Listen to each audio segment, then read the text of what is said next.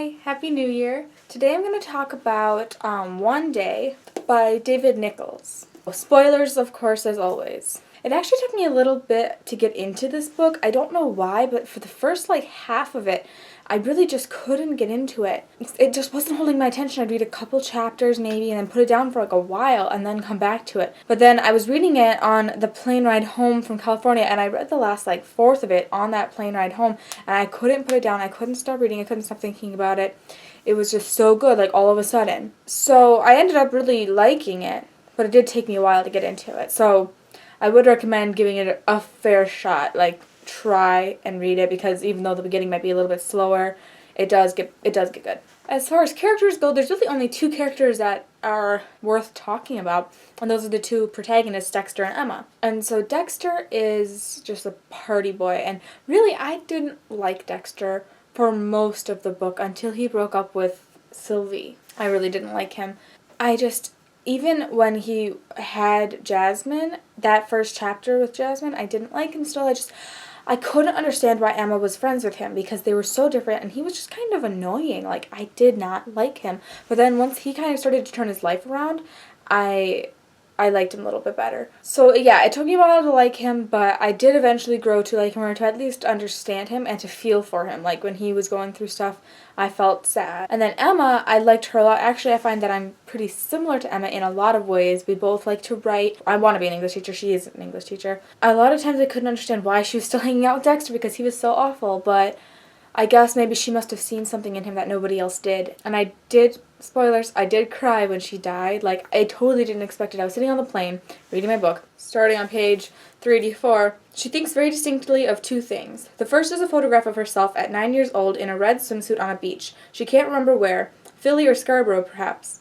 She's with her mother and father, who are swinging her towards the camera, their sunburnt faces buckled with laughter. Then she thinks of Dexter, sheltering from the rain on the steps of their new house, looking at his watch, impatient. He'll wonder where I am, she thinks. He'll worry.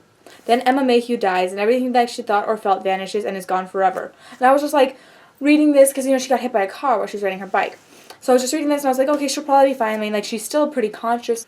But yeah, it's just so sudden. You think she's going to be fine, because she's still pretty loose. she's definitely, you can tell she's a little bit out of it, but she's not. It doesn't seem like she's dying, and then all of a sudden and then she died. And it's just so abrupt, and I gasped out loud. I was like, no way, I did not expect that. And then I kind of expected her to maybe, she died and then she came back to life, they did. They rescued her, saved her, did the heart thing, or the clear thing, that thing. But they didn't. She was dead, and I was so surprised and sad, because they were finally together, and she still wanted to have a kid, and she never got that. So it was really upsetting. And so on the plane, there was tons and tons of babies, a lot of 1-year-olds, and a bunch of them were all screaming and crying, and so there was a bunch of 1-year-olds on the plane crying, and me. And I just was so sad, and I was I can't cry on an airplane, but I was crying, and it was really sad. And then, so the next few chapters are anniversaries of her death, because, the story's written on the same day every year for 20 years, and so the anniversary of her death is the next few chapters, and I cried for the rest of the book, basically, because it just talks about how by the third anniversary, he's starting to get over it a little bit more. Not that he's over it, because I don't think you ever really get over something like that, but he's healed, and or at least he's healing, and he's dating some other girl, and he's finally got his life together, and it's really sad, that part. But the fact that it did make me feel for them so much, that I had such a strong emotional reaction, is a good sign for me. Anytime that I react out loud to something, if I cry out loud, or if I gasp out loud, or if I'm laughing out loud to the book, then I think that's a good sign. It means that I'm invested in it. But yeah, then the story itself is, it's pretty much like any random romantic comedy that you'd find. There's the boy and the girl, and they get together, and then they say, oh, it's just because it's just one night, and they are just friends, and then they have an argument, and then they get together, and that whole part was pretty. I kind of expected most of that to happen, except for Emma's death. That was the only thing I really didn't expect. And then a couple minor things, I didn't expect Emma to sleep with her boss, things like that, but the kind of big plot points, more or less, I expected, or at least I expected something like that to happen. So the story itself wasn't anything to write home about, I guess, but the way that it was written. Because, like I said, it was written on July 15th of every year from the day that they met. That's the day that they met. through 20 years into the future, and then she also died on that day. And so it's just kind of interesting to see like snapshots of a person's or two people's life like that. It's just really interesting. I'd never seen anything like that before, and that was what was really interesting to me about the book. It wasn't necessarily so much the plot or even the characters, as much as I ended up liking them, and as much as I found that they were interesting characters, especially Emma, not so much Dexter.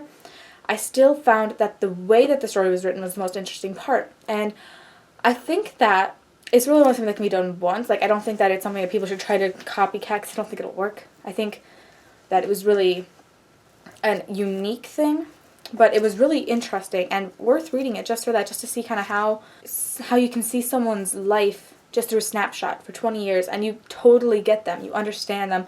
And also, David Nicholls did a really good job of, like, because other things happen throughout the year, right? People would get married or die or whatever, and he did a good job of letting us know those things, even though they had happened during other parts of the years, without using flashbacks, and without it seeming like an info dump or a character just saying, yes, you know that your mom died, like really randomly. It was much more fluid, and so it worked really well, because that was the one thing that it could have been like hard to do, because you can't make every important thing that happens to these two characters happen on the same day every year. So, and some of the important stuff happens, they meet on the same day, they get back together on the same day, she dies on that day, but it's not like every single thing that important happens on that day. I just think that it was done really well, and I mean, like, something like this could have gone very poorly, it could have not done well at all, it could have been really awful, but David Nicholls did a really good job with it. I enjoyed it, and really that in of itself, the way that it was written, is enough to read it. So then, what did I think of this book overall? I gave it a 4 of 5 stars, and like I said, the plot's something to write home about, the characters are interesting, and I do end up feeling for them. But like I said before, it's really the way that the story is written that makes it worth it. Though it is deceptively long. Like, you think it doesn't look like it's going to be that long, but it took me a while to read it. Maybe it's because it took me a while to get into it, because the font I don't think is that much smaller than most. But it took me a while to get through it, which is surprising for me, because usually I can read a book pretty quickly, at least if I'm into it. I don't know, it's not like a quick read. I mean, maybe it would be for some people if you really got into it right away. But unlike If I Stay, where I read it like a day, this one took me a couple weeks at least, if not maybe like a month. I mean, I am in college, I was doing other stuff, but yeah, like I said, it's just not something to read quickly. It might take you a little bit of time, but it's worth it. It's definitely worth a read. Definitely get it from the library, maybe even buy it, because it might be worth reading again, but definitely borrow it from the library and read it. Yeah, I think it's worth a read. They did make a movie out of it, starring Anne Hathaway and some other people who I've never heard of, that I actually didn't know this going into it. I didn't know there was going to be a movie, but there was, and so I think I want to see it for sure. I think I'm going to be watching the movie with my mom and my sister sometime over the rest of this break, but I'm not sure yet when or whatever, and if I don't watch it with them, then I'll be watching it at some other point. My point is, I will be doing a movie review of that as well. I saw the trailer, and it looks really good. Actually, it looks like they did a really good job. I think David Nicholls was involved in it somehow, because they have some of the same exact phrases in the trailer, at least, that are in the book. And it looked like it was going to be a really good adaptation. Could be wrong. But I'm going to be watching that and doing a review. So, that's it for this. And I will see you guys next week. Alright, bye. Hi. Alright, I don't have a lot of time today to make a video because it's finals week, and so I've got like 10,000 things I need to get done. But I just wanted to give a quick update on basically what's going to be happening for the rest of this year, the school year at least.